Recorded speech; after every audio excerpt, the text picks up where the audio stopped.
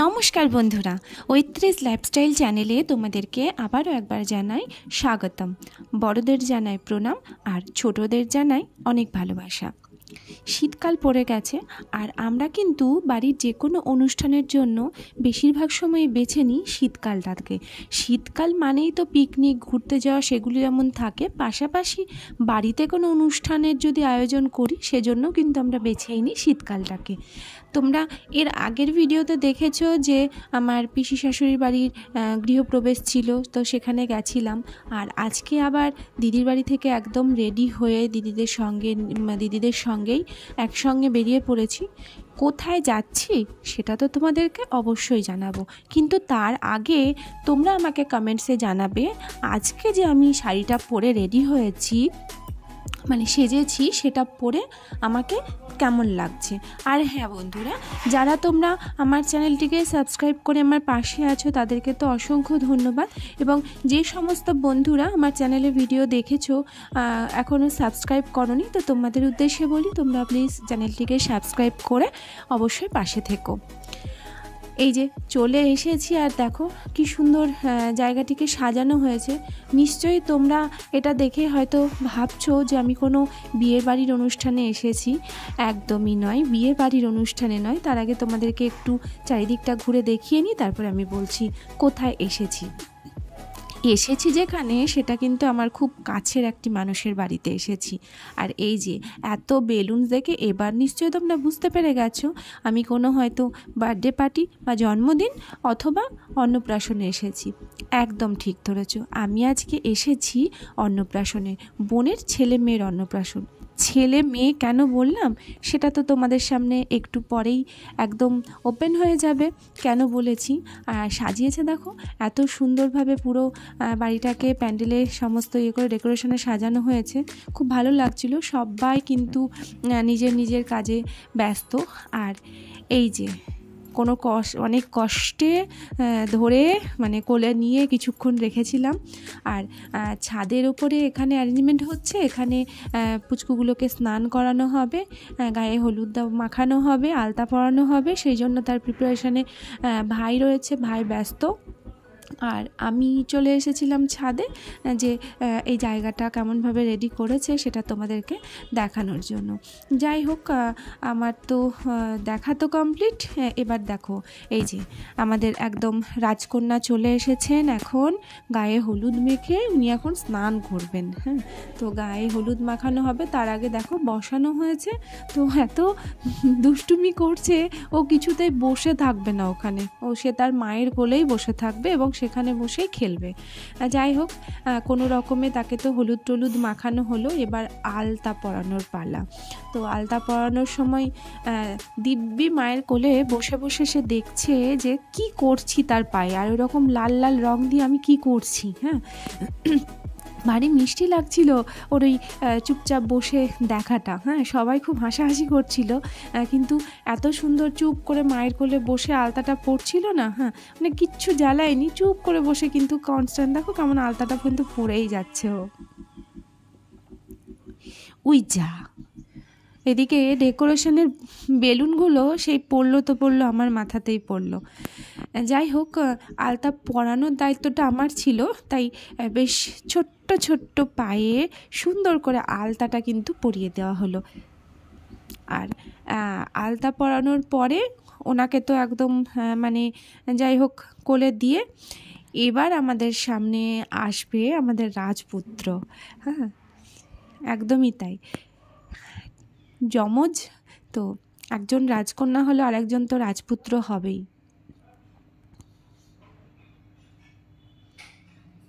সুন্দর করে ছোট্ট ছোট্ট পা দুটো দেখতে এত সুন্দর লাগছিল, আর বারবার করে হাতটা দিয়েও ধরতে যাচ্ছিল, পা আলতা মাখা পাটাকে বারবার করেও ধরার চেষ্টা করছিল।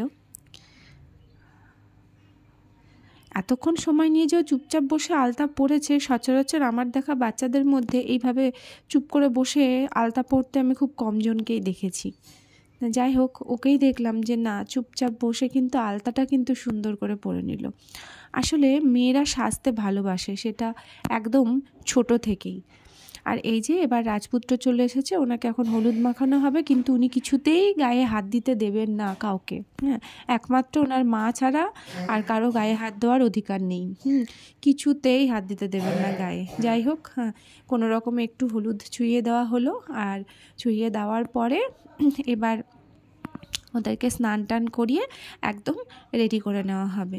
যাই হোক, ওইদিকে ওদেরকে বোন রেডি করছে, আর এদিকে আমরা কিন্তু যেহেতু সকাল থেকে কিছু খেয়েছিলাম না, এসেছি আর দুপুরের খাবার রেডি ছিল, আমরা কিন্তু বসে গেছি। গরম গরম ভাত আর সঙ্গে ডাল। হ্যাঁ, মানে শীতের দিনে এরকম খাবার মানে সত্যি দুপুর জমে যায়। আর তার সঙ্গে ছিল আলু ফুলকপির তরকারি।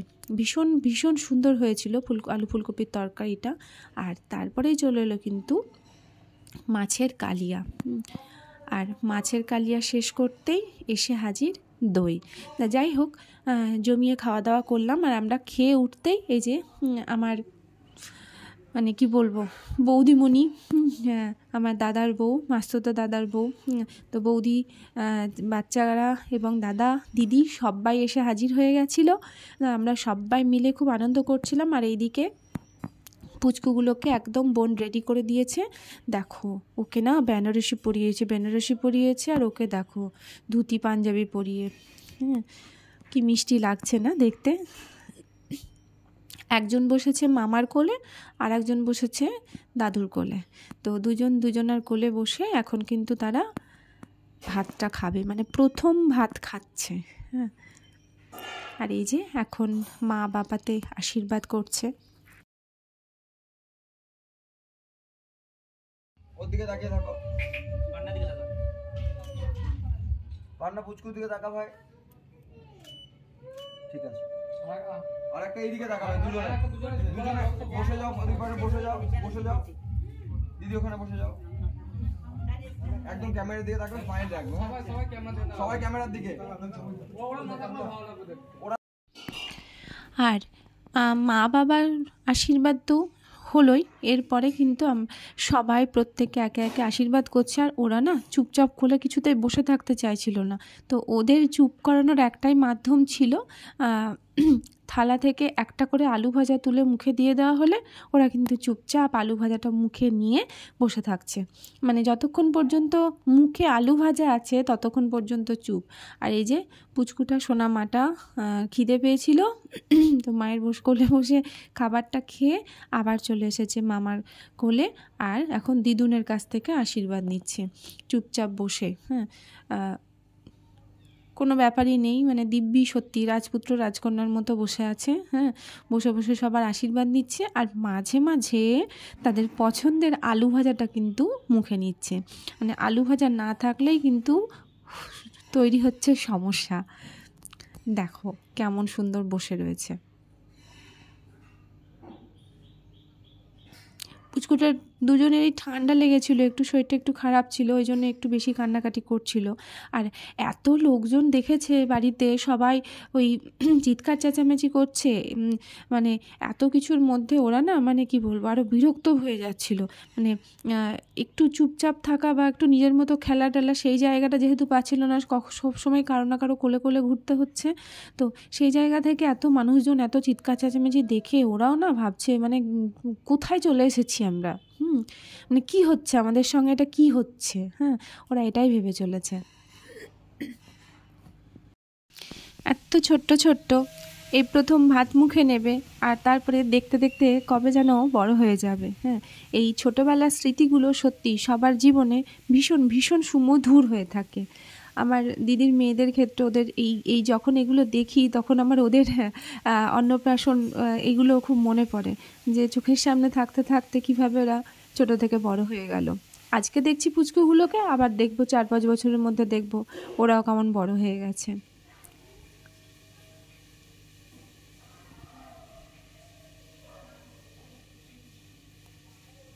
ওই যে আলু ভাজা আবার মুখে, আলু ভাজা দিলেই চুপ, আর না দিলেই খালি কান্না।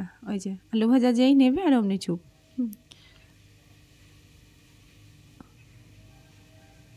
খাওয়া দাওয়াতে তো একদমই নেই। হ্যাঁ, খাওয়া নিয়ে একটু দুষ্টুমি করে, সেটা সব বাচ্চারাই কমসে কম সব বাচ্চারাই করে থাকে। যে সমস্ত আত্মীয় স্বজনরা এসেছিলেন তারা ওনাকে মানে একে একে প্রত্যেকেই আশীর্বাদ করেছে। অ্যাকচুয়ালি আমাদের দেখি আমাদের জন্মদিন হোক বা যাই হোক, যে বড়দের আশীর্বাদ নেওয়াটা, এটা আমাদের একটা মানে কি বলবো, এই জিনিসটা আমরা কখনো পেছনে যেন না ফেলি। এই জিনিসগুলোকে যদি ধরে রাখি তাহলে আমরা আগামী প্রজন্মের কাছ থেকে সেই সম্মানটুকু অন্তত পাবো।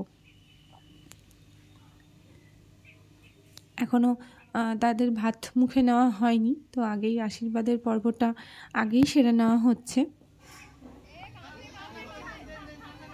আর এই যে এবার আমি গেছি, দেখো আমার আঁচলে তোর মুখটাই ঢেকে গেছে পুরো, হ্যাঁ, কিন্তু মায়ের কোলে যেহেতু ছিল ওই জন্যই চুপচাপ ছিল, চুপচাপ বসে যাই হোক আশীর্বাদটা অন্তত আমার নিয়েছে, তখন কিছু করেনি, চুপচাপ ছিল একদম।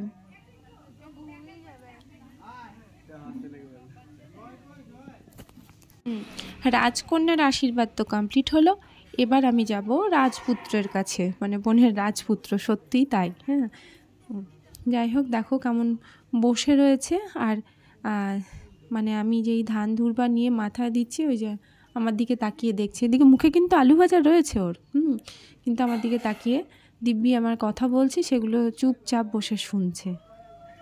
দেখো কেমন পাকা ছেলে, কি সুন্দর বসে শুনে যাচ্ছে, দেখো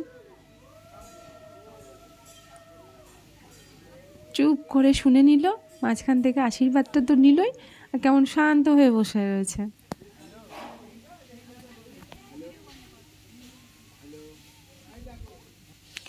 আর এই যে আমার মা, আমার পিসি, সবার সঙ্গে আর একসঙ্গে সবাই এক জায়গায় হলে সত্যি মানে মুহূর্তগুলো মানে আরও যেন আনন্দমধুর হয়ে ওঠে।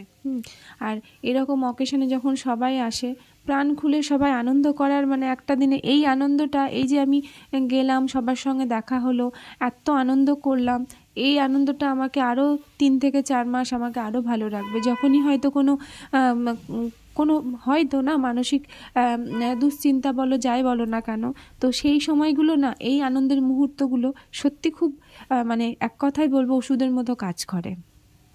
এই যে এইবার কিন্তু ভাত মুখে নিয়ে নিল মামার কাছ থেকে, আর ওই যে উনি দাদুর কাছ থেকে। আর মোটামুটি ভাত খাওয়ানোর এদিককার নিয়ম তো কমপ্লিট হয়ে গেছে। হ্যাঁ, তো এবার মানে ওদেরকে একটু আবার রেডি করিয়ে নেওয়া হচ্ছে, আর তারপরে সমস্ত কিছু রেডি করে ওদেরকে নিয়ে একটু বেরোনো হবে। তার আগে ওই ফটোশ্যুট চলছিল, তো মা বাবাতে নিয়ে বসেছে দুজনকে, হ্যাঁ, দুজনকে নিয়ে বসে এখন একটু খাওয়ানো, একটু ছবি টবি তোলা হলো। তো পায়েস খাচ্ছে মা বাবার হাতে থেকে।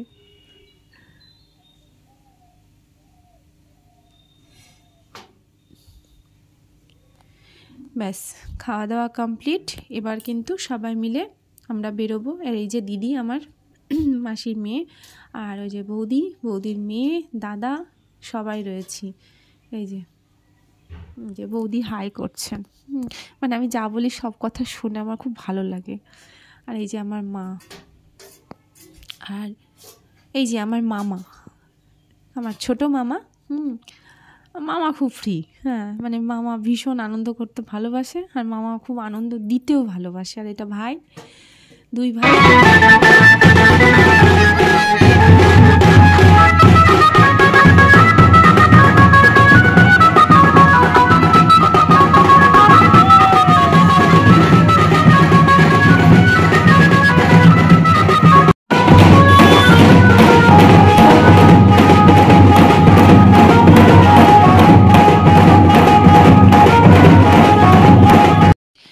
যাই হোক, আচ্ছা একটু গ্রামের সাইডটা একটু ঘুরিয়ে আনা হলো ওদেরকে, আর ঘুরিয়ে আনার মধ্যে দেখছি এদিকে ডেকোরেশনের কাজ পুরো কমপ্লিট হয়ে গেছে।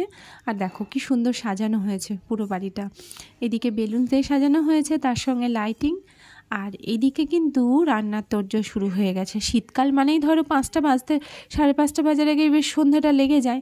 আর যেহেতু একটু গ্রামের দিকে বলে মানুষজন মানে যেহেতু একটু তাড়াতাড়ি সবার খাওয়ার অভ্যেস আছে, তাই খাবারটাও তাড়াতাড়ি রেডি করতে হবে, তাই রান্নার প্রিপারেশন। আর এদিকে ফুচকা স্টল বসে গেছে।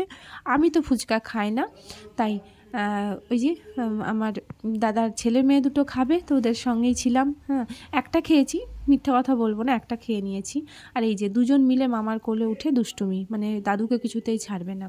আর তারপর কথা বলতে বলতে এবার কিন্তু খাবার সময় হয়ে গেল। তোমাদেরকে তো আগে মেনু কার্ডটা আমি দেখিয়েই দিলাম। আচ্ছা, পুচকি দুটোর নাম জানায়নি, এটাও জেনে নাও।